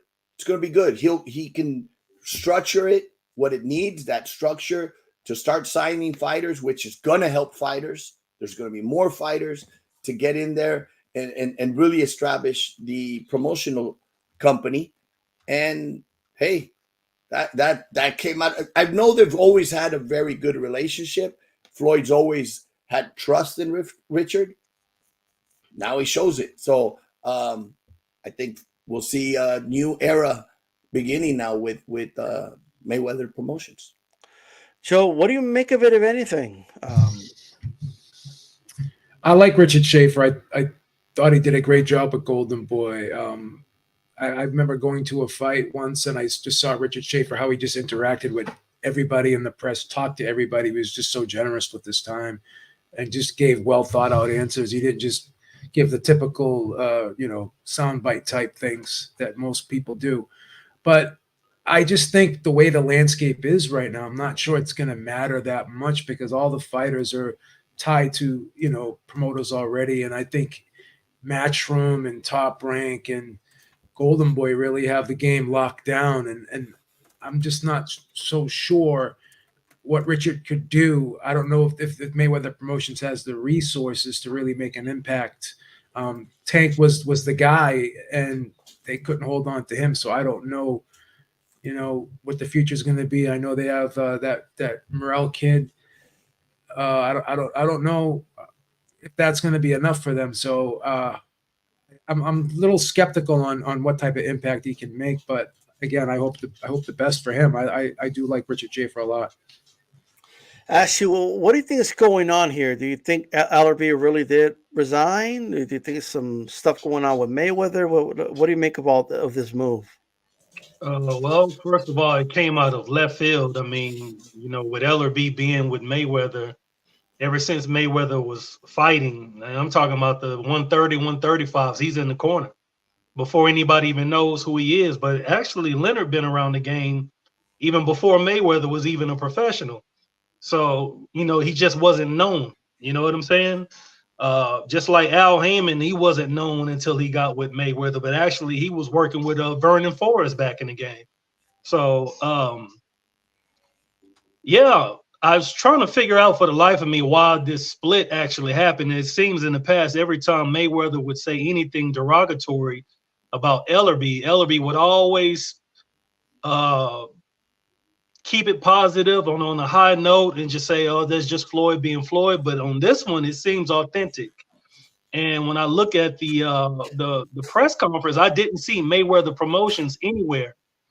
You know, I saw PBC, I saw GTD, I saw I forget what the other co-promoters that does a lot of the back Tom Brown work, huh? Tom Brown's TGB, yeah, them.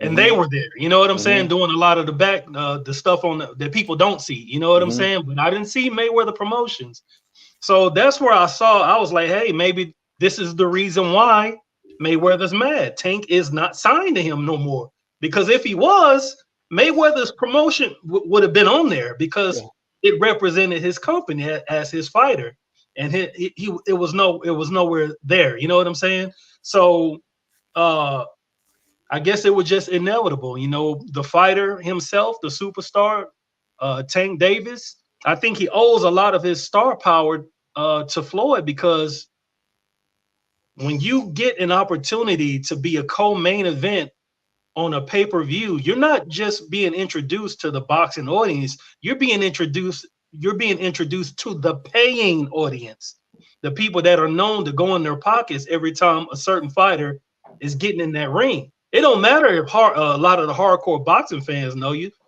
It's the casual fans that's buying the fights because it's a spectacle to them. To us, we live and breathe this. You know, we could wake up in the morning and turn boxing on, and other people may be watching cartoons.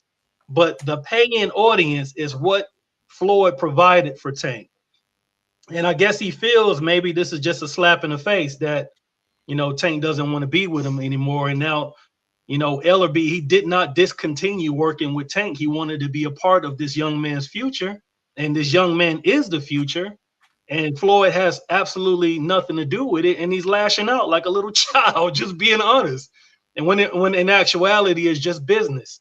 So, you know, like I said, it caught me off guard, but at the end of the day, boxing goes on. You know, Floyd's just going to have to get over it. It is what it is. And now Richard Schaefer is being brought in. If Mayweather Promotions is going to be a one of the top premier promotional companies, that's a good look bringing him in, because we know what he can do. Because without him, I mean, do you honestly think Floyd is going to be typing up contracts and faxing it over? I don't think he can't even read. So being up, I'm sorry. Dang, I'll probably, maybe you can edit that out. You know, sorry, but I'm just saying. We're live. It's been screenshotted already. You need top people to make your company work. And, you know, I'm not even sure Floyd graduated. So, you know, I'm just being honest. I'm just stating facts. There's no hatred. There's no hatred. I'm just being honest, you know? Yeah. I don't expect a high school dropout to be a top-notch business. In fair, it's very similar to, like, you know, that's why the lawyer needed people. Like, you know what I mean? Like, you know, that's exactly it. I mean, and Mayweather was the face, and De La Hoya was the face. You know, go ahead. But it's funny how in both these cases we mentioned right now, like Oscar and Floyd, they both left the promotional company early on to make their own. Yet they don't see that as good of these young fighters doing it. You know, oh, it's on great. Wait a minute. They're following your exact blueprint. So it's evolution. Sometimes, you know, and in the case of Leonard Ellerby, I see myself in the same position. I was there 15 years. Time for the next chapter. I think Leonard will go on to do other things where maybe he'll really be able to, you know, grow out. You know, yes, he was running Mayweather Promotions, but it wasn't as big as it should have been with a bunch of fighters. Look, obviously they have a couple of young fighters, and today we see Tank as the guy. But now he can go on and really take Tank to that next level where he should be, because you could see there's the relationship right there. But on the other side, it's like, hey, your chapter ended. Yes, you did a good job. He did a good job for you. Let it go. And that's where I think the ego doesn't let it go, even though they did it in their time when they were young. Yeah. Lyndon, so I want to come at it from this angle. So, of course, I want your thoughts on Schaefer, but Mayweather Promotions hasn't had a card, like a Mayweather Promotions card, since like late 2022, if I have that correct. And I don't think people understand how difficult it is to just run a promotional company, to get cards together, working with fighters, the risk you take. You have some experience with that. Like, if you want to kind of explain to the audience the difficulty of that, running a promotional company, and what are your thoughts on Richard Schaefer? Well, it's extremely difficult to run a promotional company, whether you're at the top level or the very, very basic level, especially if you don't have TV funding and all that sort of stuff. So a little bit different to obviously the big guys like Golden Boy and Top Rank and all those sorts of ones. But look, it is extremely hard, especially when you can't really afford a lot of staff and all that sort of thing. So yeah, look, I won't bore everyone with all the details, but it's very, very difficult unless you have TV backing and sponsors and everything else. It's a tough gig, especially when you have a lot of promoters that work against each other and fighters and managers and all that are aligned with different ones. It's extremely difficult. But as far as Richard Schaefer goes, obviously it does show there's never a dull moment in boxing. We've got the ex-Golden Boy CEO now with Mayweather Promotion. The Allaby thing does surprise me a little bit because, well, it's a little bit intriguing because obviously he's been linked with Floyd in his whole career, and then now with Tank, and then the Tank Mayweather situation. So it'd be interesting to see how or what actually did go on behind closed doors. But and like you said, Mayweather Promotions haven't actually put on any cards themselves. So even though it looks great for Richard Schaefer to be the new head of the company, if they don't actually put on any events, not quite sure the relevance of that. Maybe it does show that Mayweather Promotions have got big plans going forward, which is why they need someone of Richard Schaefer's ilk at the helm. So yeah, fascinating times ahead. I suppose what it will do, and I'm sure Robert will agree to this, at least it'll give Oscar some ammunition for social media or something going forward. I haven't exactly seen any comments yet, but I'm sure you'll have a field day with it anyway.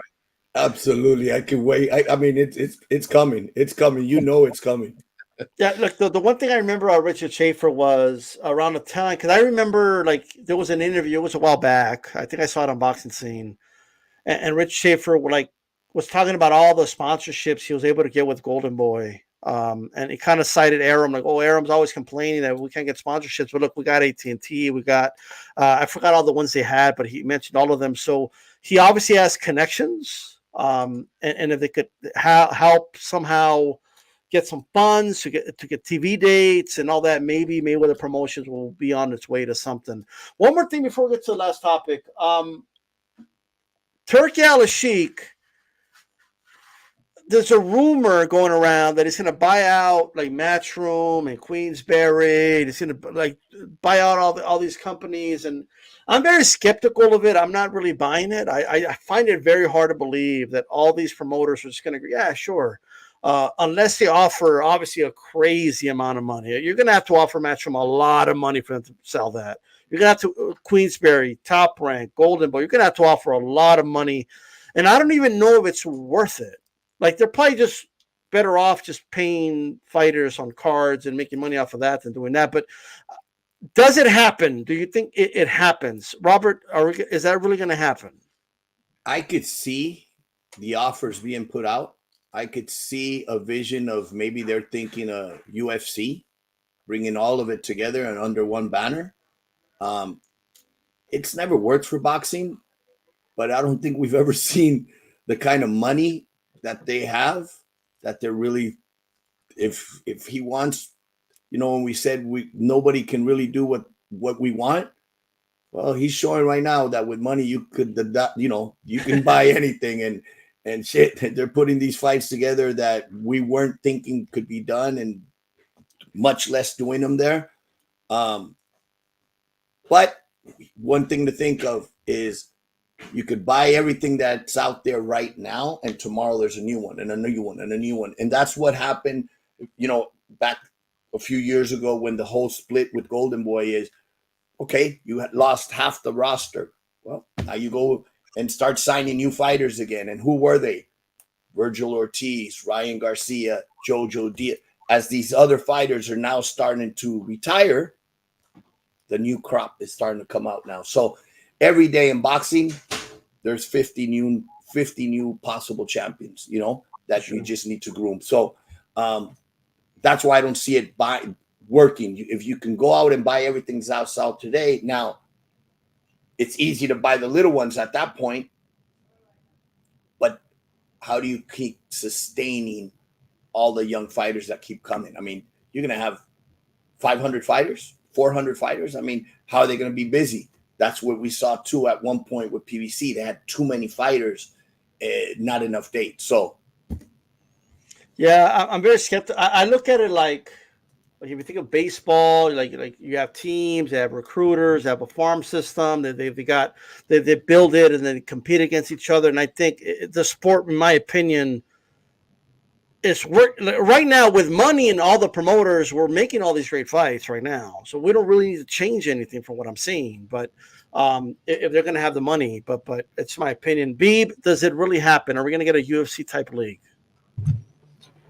Yeah, I think it will happen, but I don't think he'll buy all the promotional companies. I just think he'll keep doing what he's doing. I think he'll work in partnership with all these promoters together, and I think we'll continue to see these types of big events that he's been putting on lately. I think, again, you'll have all these promoters, and I think he'll pull Golden Boy in, and I think he'll pull PBC into the fray.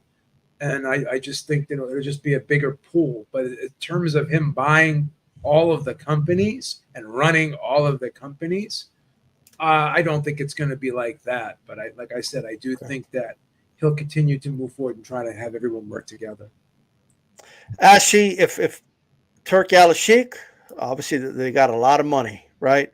Yeah. The rumors are they want to buy out all the big promotional companies. Do you really believe that will happen?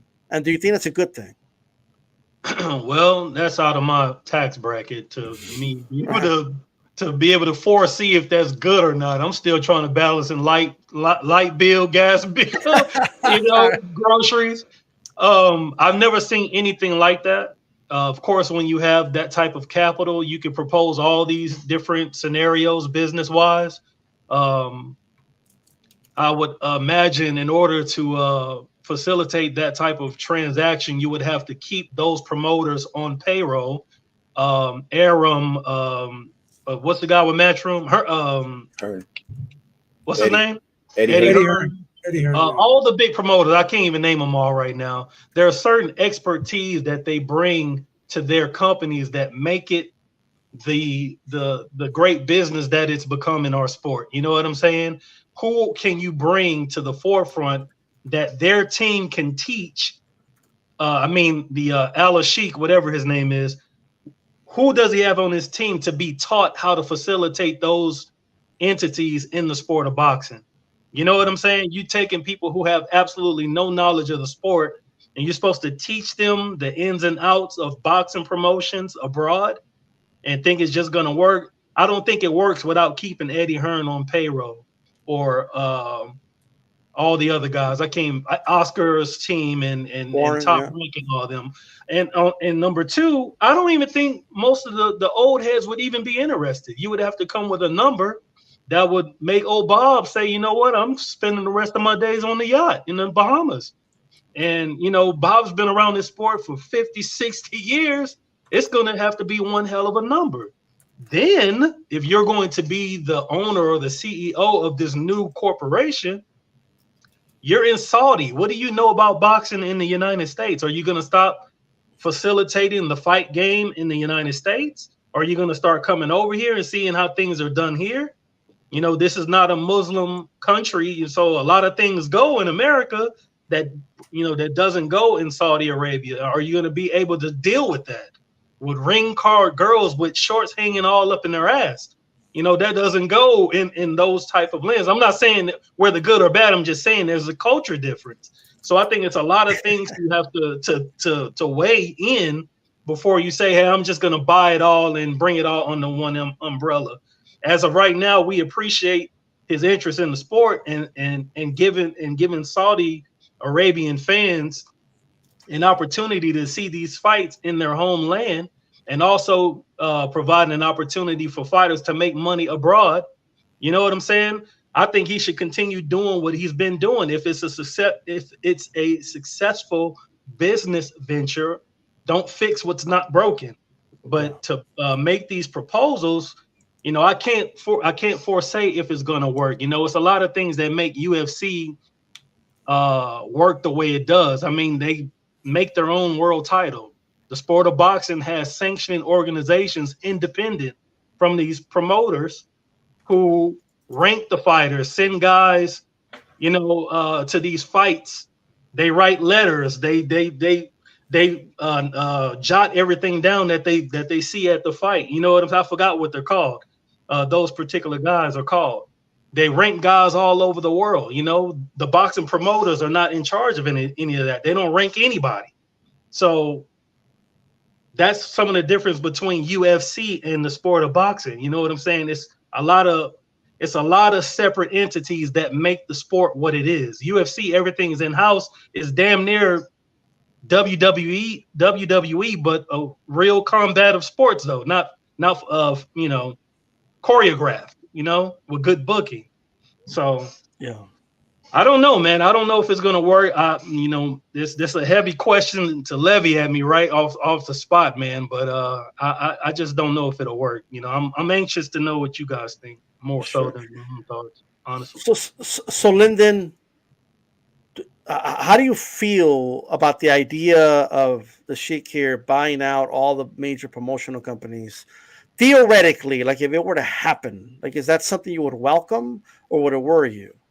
Look, it's great in theory, isn't it? I mean, we all go on every week about the sanctioning bodies and the best aren't fighting the best and all this sorts of stuff. So look, and if anyone could make it happen, it's obviously the Saudis because they have the money, and it would take a hell of a lot of money. My concerns, well, not concerns, but my main queries would be, one is that I know they've got the money to do it, but would Oscar really want to give up Golden Boy, and would Eddie Hearn want to give up Matchroom, and definitely would Bob Arum want to give up Top Rank? To the Saudis, it just seems like it's just about money. And what do you need? I'll just sign you a check and away you go. I think those companies mean a lot more to those guys than just the money factor. They love being involved in the sport. They love shaping a lot of fighters' careers. And they've all got egos. They love being front and center of their own company. So I think the only way it would work with all the companies coming on board is if the Saudis said, okay, we will pay the promotional companies X amount of dollars to create this league or organization or whatever it's going to be, but those promoters are still in charge or the face of their companies. Maybe just the final say goes to the Saudis, but at the end of the day, those guys still run their companies and are the face of their companies, if that makes sense. I'm just not quite sure to be a matter of saying to the promoters, the Oscars and Eddie Hearns of the world, how much there you go and sail off into the night. I just don't think that's going to happen. Definitely, we all know Bob Arum is as stubborn as they come. He's not going to want to do it out of principle, I would think, no matter what they wanted to pay him either. I don't think. And then we have the situation, if they were able to pull it off, do we have a UFC situation where the fighters are being dictated to about the purses and how often they fight? At least in boxing at the moment, as flawed as it is, there is that negotiation that the managers and promoters and everyone, the TV networks have. Do we eliminate that by all falling under the one umbrella and being those pretty much a monopoly on the sport? So I've got a feeling the way the Saudis could do it without actually forking out all that money is continuing to do what they do now. Put on great cards, pay big money. The Golden Boys and Matchrooms and maybe even Top Ranks down the track are going to come on board. The PBCs will drop away. All the smaller promoters, the little wrenches in the, the flies in the ointment will all drop away. And they'll just take control over the journey just simply by doing what they do now. They've already got Eddie Hearn on board. Maybe if Oscar came on board as well, but without handing over their companies, the rest will just take care of itself. So it's definitely fascinating. I just would like to see a little bit more information about how they're actually going to pull it off. In theory, though, how good would it be to have the sanctioning bodies not part of the equation and not dictating the way they do now, and we have a fresh set of eyes. And having said that, I think it was actually said before, the Saudis might be great businessmen, but are they great boxing businessmen? And that's what they would need to be if they were going to control the whole sport. Yeah, all I'll say is I think initially, theoretically, let's say they pulled it off. Initially, it would be great, obviously, because they will control everything. They could make the fights happen, less obstacles. But what I'm wondering is, like it would change everything from right now, everything is, we have a lot of regional promoters. We have promoters that are big in certain countries. And so there's like a kind of like a farm system, right? And you have recruiters and you have matchmakers that build fighters up. And those fighters, we get to know them, right? By the time we see them on TV, that fighter's already been molded to a certain degree, right? And then, of course, we see, Matchroom has that guy. Queensberry built up that dude. Oh, this guy over here was a top rank. They built him up. And that's going to go away, right? And how is that? Like, I question what's going to happen 3, 4, 5 years down the line is what I'm wondering, right? And it is a worldwide sport with boxers all over the world, so it'll be interesting. I'm not saying it's impossible. It's just questions I have. But I just don't think it's going to happen, if I'm honest. I just don't. One last topic, guys. I appreciate everybody, by the way, and shout out to the chat. Make sure you hit the like button. In a recent HCP interview, that's me, by the way, Terry Lane, manager of Zhang, also the son of Mills Lane. You guys can check out the interview on my channel, D-Style Boxing, cheap plug. Look, that they're looking to make a fight possibly in China. The preferred fight is a Josph Parker rematch. How do you feel about the potential rematch, and who would you pick to win that fight? Lyndon, let's start with you. Yeah, look, it's probably not a bad fight to put together the rematch. There's probably not a lot either fighter has right here and now. I think it's great if they do go to China. It's a new market, big attention over there. Obviously, it all equals dollars. I think it's a repeat of the first fight, if I'm being honest. I think Zhang is a bit too one-dimensional. I think Josph Parker is a very good fighter, and I think it would be a repeat of the first fight with a clear decision win to Josph Parker. I think Zhang would probably maybe put on a little bit more pressure than he did in the first fight. Obviously, it's his home country, and he's got to perform. But I just think Josph Parker, he seems to have found a new lease of life, and I think he would outbox Zhang again and pull off a decision win. All right. Ashy, theoretically, a rematch if it happens. Parker, Zhang, it looks like they're trying to make that fight. Who's your favorite in that rematch? I'm in total agreement. I think Parker, he's on a 5-fight win streak with 3 knockouts. One of them being Deontay Wilder. So in his mind, you never know. He's batting 1,000 right now. For a long time, Deontay Wilder was like supposed to be the boogeyman of the heavyweight division because he has all this awesome power, which he does. But at the end of the day, he lost when he fought Josph Parker, and then he lost when he fought Zhang. So they actually both have something to prove. Zhang wanting to right that wrong, I guess, as opposed to in terms of what happened in the first fight. And Josph Parker, like I said before, he has momentum. Momentum is a really good thing, man, when you're fighting at the top of your division. Of course, I would imagine Usyk is the ultimate goal. You want to fight the very best guy in your weight division. But if you could stay, he said they're trying to make it in China, right? Yes. If there's another market where they can make some money, of course, I think both fighters will do it. It could have been in Timbuktu. If they're going to get paid what they want, they're going to go. Because if you're going to get these bruises in this sport where you make your living, you damn sure better get the best bang for your buck, the most money that you can get before you can't do this anymore, before you're shot. And I think it's a good fight. I think the fans will want it. I mean, I think I like to see it again, heavyweight divisions, the glamour division. Of course, we don't have the Lennox Lewises and the Tysons anymore, but this is what we have. And since this is what we have, and these guys are quality fighters, I'll take it. I don't give a damn where they stage the fight. All right.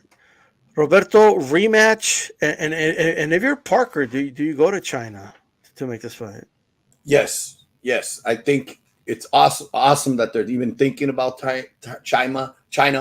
It's awesome because it's just started boxing not too long ago professionally, yet there's already been a couple fighters developing. I worked with Shu Kan, who was a world champion. We're still trying to get him back into the world championship fights again.